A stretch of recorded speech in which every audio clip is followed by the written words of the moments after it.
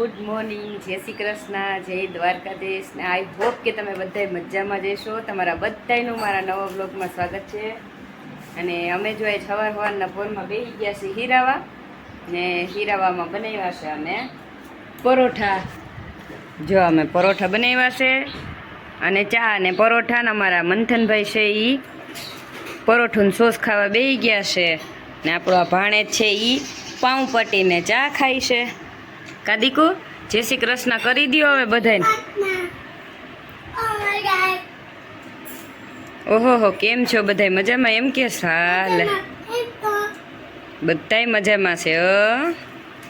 તમે શું ખાવ છો? પરોઠું અને સોસ.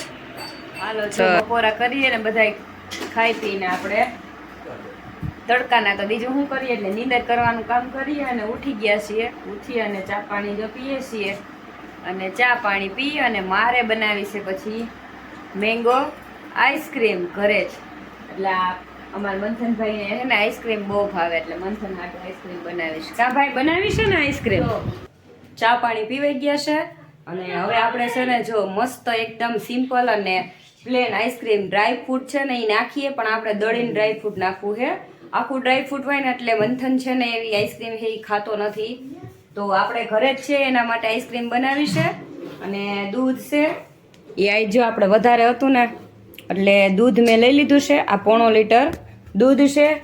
અને આ રહી આપણે કેરીની સિઝન આવી ગઈ તો મેંગો આઈસ્ક્રીમ છે ને એ ઘેર જ બનાવવાની આપણે બહુ મજા આવે. અને બનાવીએ ને તો બહુ સરસથી બને, એકદમ બહારથી આપણે જેવી લઈએ ને એવી જ સરસ બને.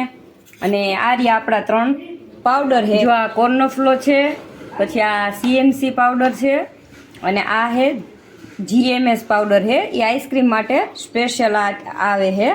તો હવે આને છે એ આપણે માપ પ્રમાણે દૂધમાં નાખવાનું છે. જો આ CMC પાવડર છે એને આપણે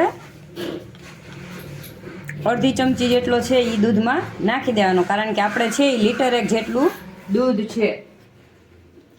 અને આ છે GMS પાવડર, એ પણ આપણે છે એ 1 ચમચી 1 જેટલો છે એ આમાં નાખી દેવાનો છે. અને આ છે કોર્નફ્લો, એ છે 2 મોટી મોટી ચમચી છે એ આપણે નાખી દેવાની છે.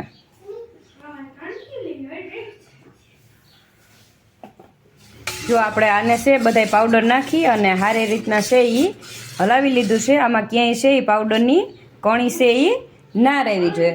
હવે આપણે ગેસ ચાલુ કરી અને આને ઉકળવા મૂકી દેવાનું છે.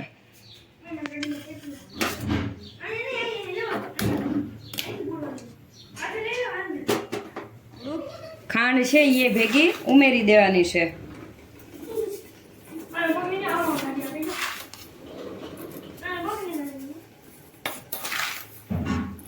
મેં 3 છે એ મોટા મોટા ચમચામાં ખાંડ નાખી, એટલે દૂધ ગરમ થાય એની હારો ખાંડે છે એ આમાં ઓગળી જાય. જો આપણું દૂધ છે એ બરાબર ઉકળી ગયું છે અને હવે ઘાટું થઈ ગયું છે. તો હવે આને હે આપણે નીચે ઉતારી અને ઠંડુ કરવા મૂકી દેવાનું છે. જો દૂધ આપણે નીચે ઉતારી લીધું છે અને આને ઠંડુ થવા મૂકી દીધું છે. જ્યાં સુધીમાં દૂધ આપણું છે આઈસ્ક્રીમનું એ ઠંડુ થાય ત્યાં સુધીમાં આપણે હે એ કેરી છે એને મસ્ત ઝીણી ઝીણી છે એ સુધારી લઈએ. જો કેરી આપણે છે એ મસ્ત ઝીણી ઝીણી સુધારી લીધી છે. ને હવે આપણે છે એ આપણી આઈસ્ક્રીમની પ્રોસેસ છે એ આગળ કરવાની છે. જો આપણા સુધારેલી કેરી છે એ બધી કેરી આમાં નાખી દેવાની છે. અને થોડી કેરી છે આપણે રાખવાની છે ઉપરથી એને ફિનિશિંગ આપવા માટે.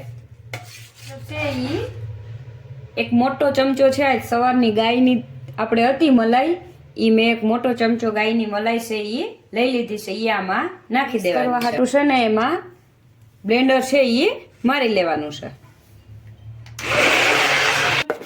જો હવે આ બધું છે એ કેરી ને બધું આમાં મલાઈ ને બધું એકદમ સારી રીતના આમાં મિક્સ થઈ ગયું છે. અને આ એક મેં પ્લાસ્ટિકનું વાસણ છે મોટું, એ ડબ્બો લઈ લીધો છે. અને હવે આપણે છે એ જો આ ડ્રાયફ્રૂટ છે એનો ભૂકો છે એ આપણે આમાં મિક્સ કરી દેવાનો છે. તો મેં 3 ચમચી જેટલો છે ડ્રાયફ્રૂટ એમાં નાખી દીધું છે અને હવે આને સારી રીતના બધાને હલાવી લેવાનું છે. સારી રીતે આપણે મિક્સ કરી લીધું ને હવે આ બધું છે એ આઈસ્ક્રીમનું બેટર એ આપણે આ ડબ્બામાં નાખી દેવાનું છે.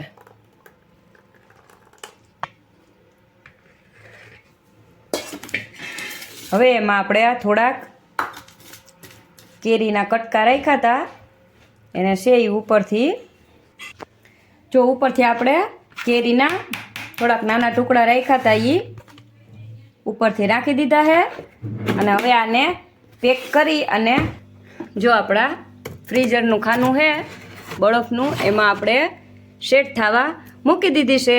અને હવે 5 થી 6 કલાક સુધી સેટ થવા દઈએ પછી આપણી આઈસ્ક્રીમ એ એક બનીને તૈયાર થઈ જશે. જો વારું પાણી કરી અને આપણે બધા બેસી ગયા છીએ હવે. અને આપણી જો સાંજે છે ને આપણે રોંઢે બનાવી હતી ને આઈસ્ક્રીમ, તો આઈસ્ક્રીમ બનીને આપણી મસ્ત જો તૈયાર થઈ ગઈ છે. ને અમારા મંથનભાઈ જો વાટકી લઈને જામી પડ્યા છે. કેમ ભાઈ? મંથન કેવી બની આઈસ્ક્રીમ? હે મસ્તી. મારા ભાઈ છે ઈ ખાવા બેસી ગયા છે અને આપણે છે ને માને ને બાપાને છે ઈ દઈ દે. જો મસ્ત એની છે આપણે હોમમેડ એકદમ સરસની આઈસ્ક્રીમ બનાવી લીધી છે. મેંગો આઈસ્ક્રીમ છે એ હોમમેડ બની અને મસ્ત તૈયાર થઈ ગઈ છે. અને જો કેવી સરસ આઈસ્ક્રીમ છે એ આપણે એકદમ ઘરની જ બહાર જો હોય ને ઈ ફ્લેવરની બનાવી છે. તો આવી જાવ બધાય આઈસ્ક્રીમ મેંગો આઈસ્ક્રીમ ઘરની ખાવી હોય ને તો. અને તમને અમારો વિડીયો ગમે તો અમારા વિડીયોને લાઈક કરો, શેર કરો અને અમારી ચેનલને સબસ્ક્રાઈબ કરો. કદીકુ કે આવજો, બાય બાય, કે ગુડ નાઇટ, જય શ્રી કૃષ્ણ.